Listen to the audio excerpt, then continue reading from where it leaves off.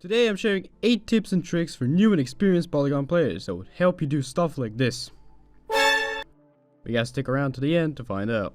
Let's get into the first tip of the video, swapping your Q and E keys. The purpose of this will help you to lean better. You see, if you want to lean to the right while also moving in the same direction, you have to press E and D at the same time, which is kind of uncomfortable. But by swapping your Q and E keys, it will make it much easier, as now you have to press D and Q, which also enables you to have middle finger for Q and E if needed. It's headspin at first, but once it clicks, it's a whole new world and it is really useful mid fights. Moving on to number 2, use attachments wisely. Depending on the map or just how you're feeling, it can be really useful to change up the attachments to better suit the circumstances of your playstyle. On maps like Cargo or Metro, you don't have attachments such as the angle grip and the quad crown, as well as the red dot or cobra, but the last two are optional. Using the ACOG in a small place is totally fine. This really helps with movement in tight and sharp cramped maps, but in longer ranges you might prefer an assault grip or a hunter, as well as the ACOG. It's really important to take advantage of the attachment system, as that ensures that your gun is matching your playstyle. It's just as important to take advantage of the surroundings, leading us to number 3, spamming the crouch button. Now this doesn't seem very useful, but it actually can help you with getting to higher places. You'd be surprised at the amount of places you can get up to using this, such as this truck on crash side, which can usually not be accessed just as easily, and also you can get on top of this hangar. I know, pretty crazy. Here's how you get up to it.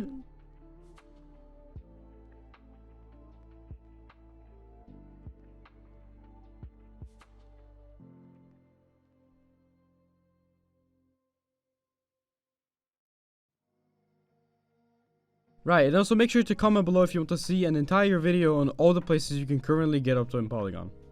Right, moving on to number 4. You move faster with a Glock up. A lot of games do this, but since you're typically very fast in Polygon as it is, it might not even cross your mind to try this. For most guns, the movement speed is around 100, but for the Glock and the Chris Vector, the movement speed is 110, meaning that you're actually just a little bit faster. It might not seem like a lot, I mean 10 points of difference, but it actually does make plenty of difference. You should be using this when you're crossing large gaps of area, and you should be pulling your gun out just before you're about to engage. Right, number 6 is a quick one. Some cover can be shot through. For example, the cargo on Metro, fences in crash side, windows in valley, and a wooden fence also in valley. Also, something to keep in mind mid-fight is to stay mobile during engagement. Polygon is not a very slow-paced game, nor is it Call of Duty. The game engine doesn't allow for much shenanigans, but stuff like jumping around corners, firing mid-air, crouching mid-fight, leaning, repositioning, these are all things that will make you hard to target, and therefore you win most of your engagements.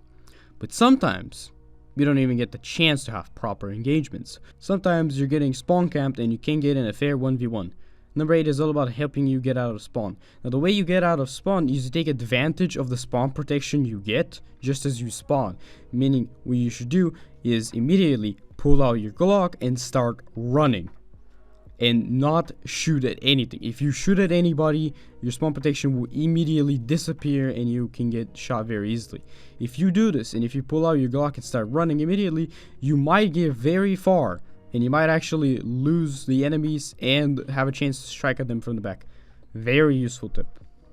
Also, while you are in spawn protection, try to not jump at all, because if you jump, your stamina will deplete. That is not the same for sprinting while you're in the spawn zone, but if you jump, your stamina will deplete. Right, now we're gonna have a quick lightning round with 4 very quick tips. You can hold the spacebar down to automatically respawn. Jump throwing nades will land further and will not stop your momentum. Jumping right before you hit the ground will carry your momentum into the next jump. Jumping before reloading will not stop your momentum. Right, lightning round over. And the last one that I'm sure even some experienced players will not have known about is, depending on the spawn you have, there might be an enemy the opposite side of the point. See, if there's an enemy near or on the point, the game will automatically try to spawn you as far away as it possibly can on the point. Meaning, if you get a random spawn facing some random direction that you didn't get the past couple of times you spawned, it's probably because there's an enemy gamer that has made their way to you. So, watch out for that. And the secret that I promised at the beginning of the video is nothing.